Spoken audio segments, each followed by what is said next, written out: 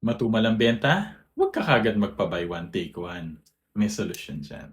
May isa akong client, maliit na retail shop. Napansin niya parang patumal ng patumal yung benta niya. Ang hula niya, mahirap ang buhay, walang pera mga tao. Ang problema, kulang ang records. Literal na hindi nila alam kung alin sa products nila ang mabenta at alin yung natutulog lang sa mga shelves.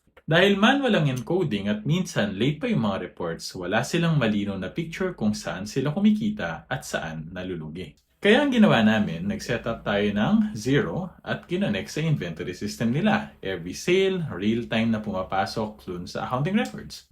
May reports na nagpapakita kung anong mga items yung bestseller, anong mga months yung mabenta, at kailan naman bumabagal. Nung nakita nila yung pattern, nakapag-focus sila dun sa mga products na talagang bumibenta and tinanggal nila yung mga hindi masyadong umiikot.